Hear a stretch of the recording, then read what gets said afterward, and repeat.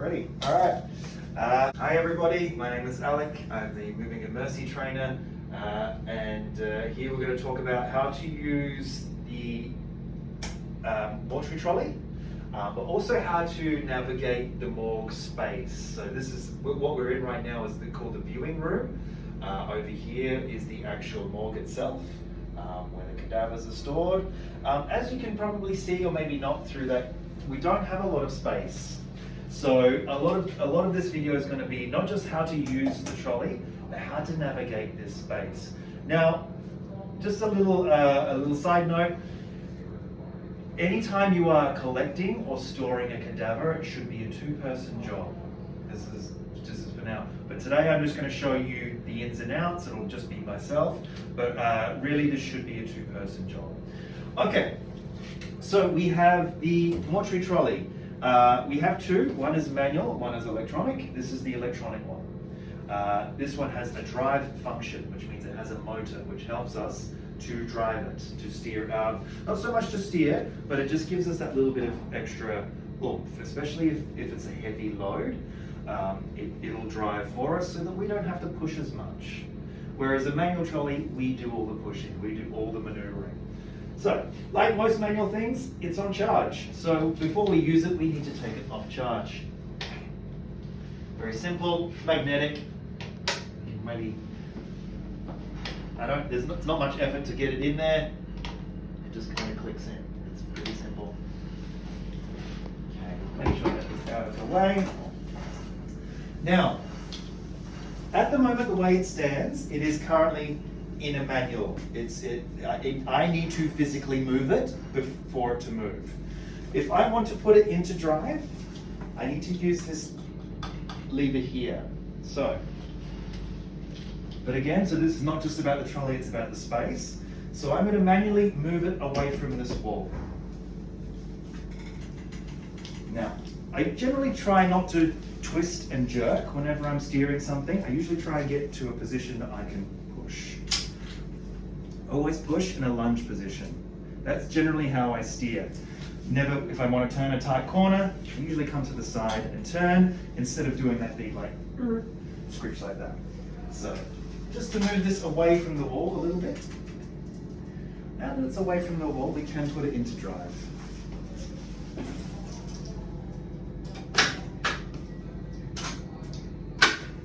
Okay, so you can probably see here, there's this big grey wheel here, this big grey rubber wheel, and then behind here is the motor. This is what's doing the driving. There's no steering, it's just drive. It's just backwards, forwards. We still need to do the steering, which may sound a little complicated, but once you get the hang of it, it's actually pretty easy. So it's just taking away the push, and all you need to do is make sure it's going in the right direction. Okay, so now it's in drive, we have that wheel engaged. We now need to look at the controls. So we flick the main switch. Red light is on. We have up, down. These backwards and forwards here are for the rollers. And whenever we use the rollers, we need to make sure this is the brake for the rollers. This is to stop if there was a cadaver on here and someone ran in front of us very quickly and we had to hit the brakes. This would stop the person from rolling off. So we need to take off the brake. Although I think it is off right now. Okay, so that's on, that's off. This will be important when it comes time to loading and unloading a cadaver. So at the moment it is off. So it's the front one there that's turning, and that'll continue the sliding. And then we have, this is your drive function. Speed, fast and slow. At the moment I think someone's got it on quite fast. Someone was feeling confident. So when I want to go forward, I want to make sure it's in forward. And this is how we drive as well. So there's a little, is that going to work for me? Oh, sorry, I forgot one thing. So in order to activate the drive function, so it says here, so we've got the maintenance, up, forward, traction, drive. So So I tried to push it then and it didn't work. It's because I need to make sure that is on as well. So these, with this on, the up, down, and the backwards, forward still operate, but for me to be in drive, this needs to be on. So I press forward, and then it takes off. Press back, and it goes backwards. Yeah? Easy stuff. All right, let's look at how, we'll stop there and we'll look at how to navigate the space. So I have it, it's in backwards, it's in back drive. I can operate it this way. Go forward a little bit.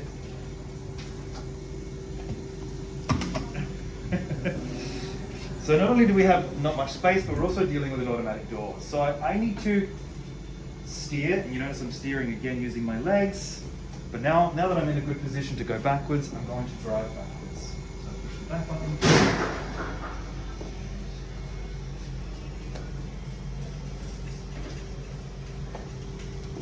Now, depending which way I want to go, so let's say I want to go towards you.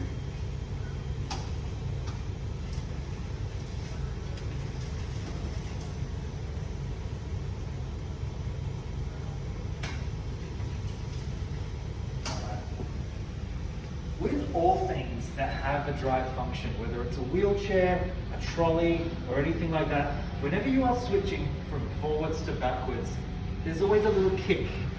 The machine kind of moves a little bit, so always be wary of that. It usually is because the wheels need to spin around to get into the right direction. So just be wary of that. Don't worry, it's not going to crash into anything. You just need to be aware that it will kind of go, it'll jump a little bit. Alrighty. So we're going to go forward. We're going to pretend that we're going to go to the palliative care unit. Okay. So we're going to pretend that we're going down towards the palliative care unit. It's probably hard to see on the video, but this floor slopes downwards.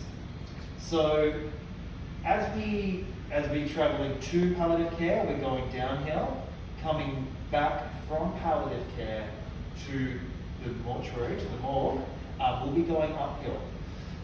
Downhill's not so bad. As we come uphill, you'll see it gets a little bit trickier to steer, but don't worry, the driving is doing it all for us. So now I'm going to go forward. So now might be a good time. We've got this little area here that I can do a nice U-turn. So see how I'm doing the turning. Once I'm in a position that I want to be at. Again, I'm pushing with my legs, I'm not pushing with my arms, I'm not twisting at the waist. Always very important to remember that. Okay, so now we're going to head back uphill, which is fine. As we start to go uphill, see that little kick? See how it just kind of veered off like that? That's alright, let it. Straighten it back up. As we go uphill, it's going to want to veer a little bit. See how it kind of wants to go this way? That's just because we're going uphill. Just takes a little bit. You'll notice I'm kind of riding the drive. That's okay. One of the most important things to remember, don't rush. Like I said, this is usually a two-person job, so you might have someone at the front helping you steer as well, which is great. Okay, so now we're going to go back into the morgue. Hopefully I've given myself enough turning space.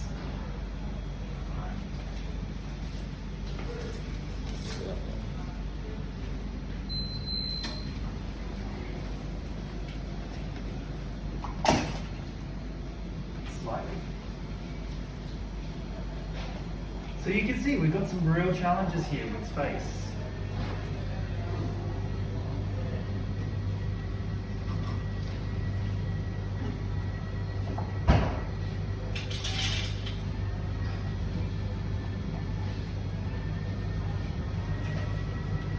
Okay, now that I'm in a good position,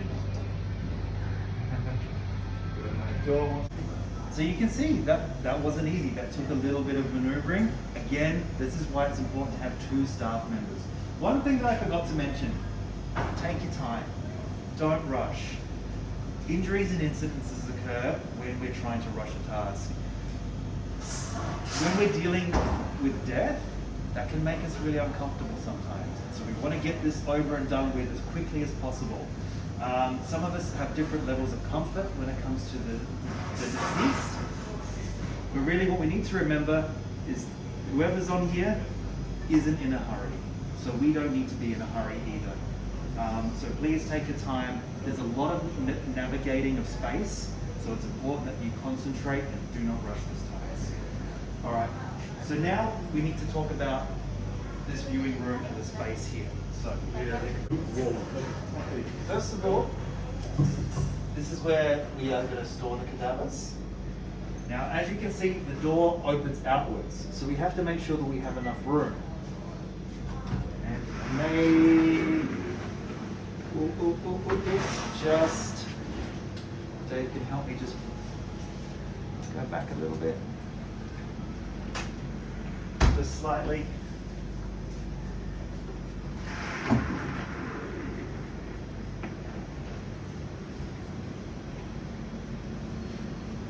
Okay, so now we're in the room. Again, this is where you need 2 staff members. One staff member will actually need to come into this space.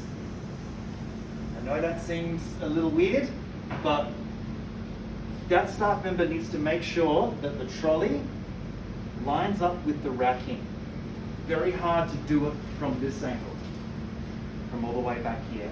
So you need someone in here to make sure that everything lines up as we go up and down and collect a tray, and as we maneuver in. You can see there's tape on the floor. This is your guide. However, there is a slight incline from this floor to that floor. So as you line yourself up and go forward, it will want to move. It will want to veer off to the side. Again, this is why it's important that someone else is in here to help you steer and line it up. Especially if you haven't spent a lot of time in here. If you're not familiar with the space, you haven't done this very many times, it's important that you get some help. All right, we're going to try and line up, and we're going to try and get ourselves in there. Okay, so you will see now as we go from this floor to that floor. Oh, actually didn't do it that time. There you go. There has been occasions where it does want to steer off. This is why it's good to have someone else already in the floor. Oh, there it goes. It's starting to move already.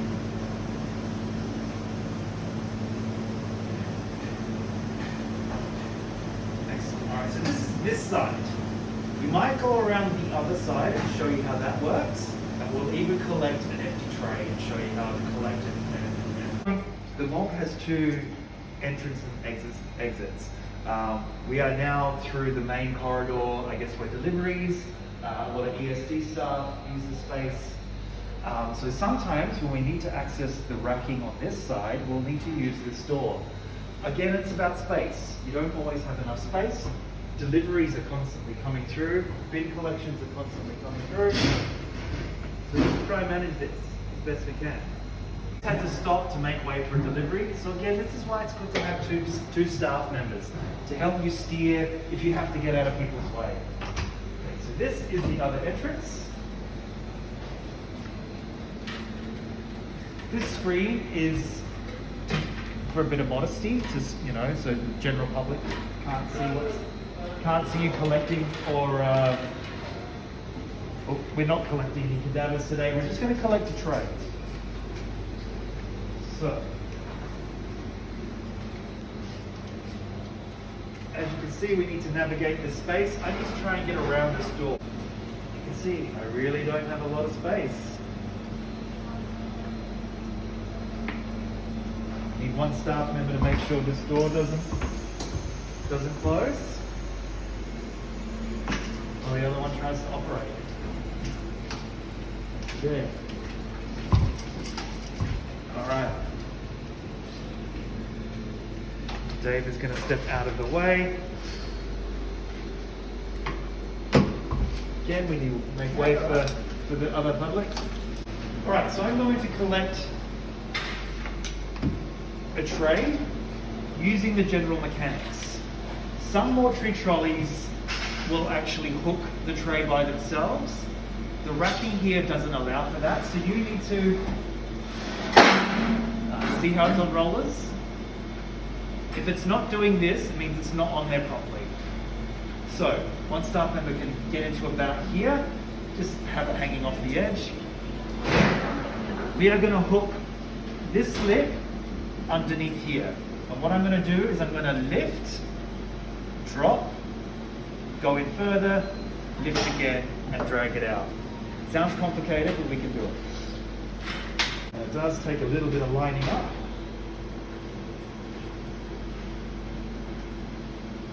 Again, you have to deal with people coming through. So I'm going to use the up function. And get straightened up.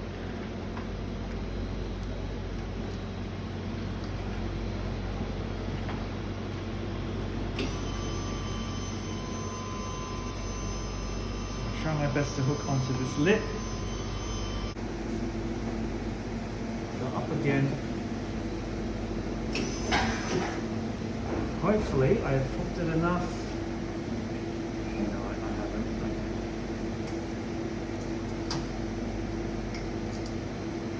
You can see it's just a little bit of up, down, up, down.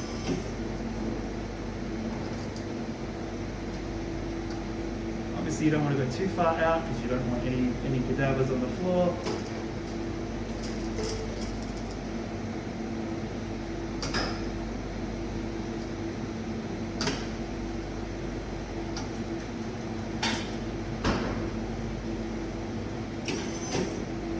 Should just be touching, and hopefully now that should be enough.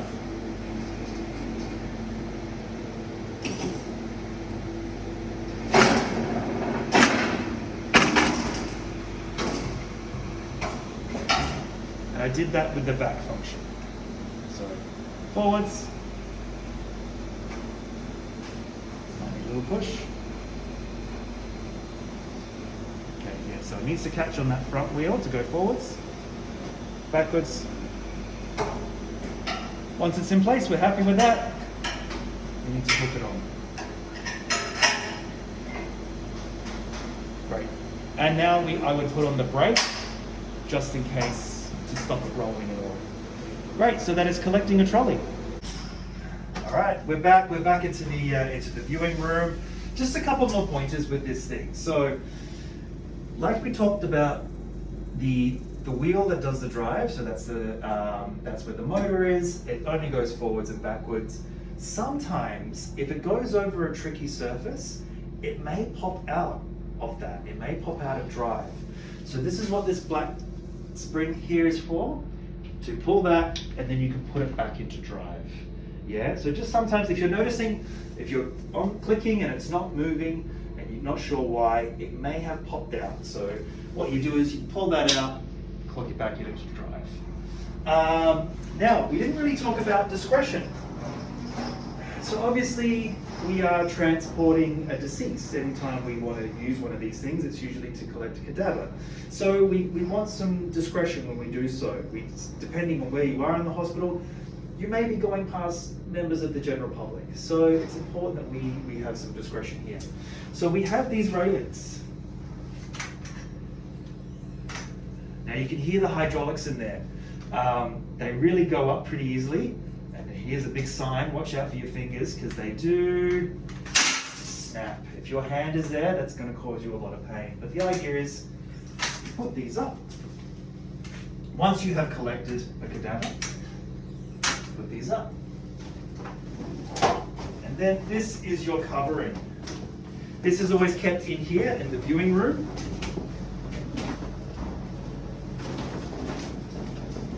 Idea is just place it over. Again, it's always handy to have two people to help you do this.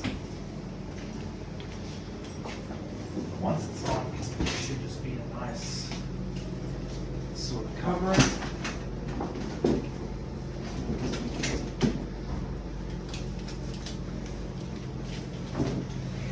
Okay, you get the idea. So that's what we're aiming for, something like that, covering it up.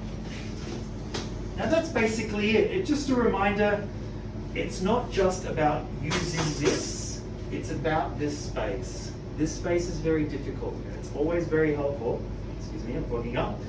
It's always very helpful to have two staff members to help navigate it. You don't always get, the racking doesn't always align with this. And if you can't see what you're doing, then you can really, you may accidentally lift the whole rack and then tip it over. That's the last thing you want to do. So it really does help to have two people. One to help steer, one to help you align, and then another staff member back here operating it all. Just very quickly, we'll just show you the other mortuary trolley. This is the manual mortuary trolley.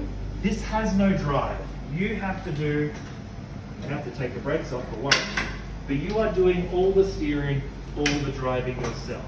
So just like any other piece of equipment. The only thing here is it does have an up-down function.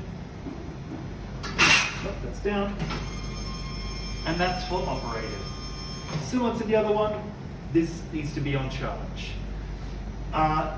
This is fine, but it's heavy. If there were certain areas of the hospital where I had to travel lots of distances, I wouldn't really want to push this.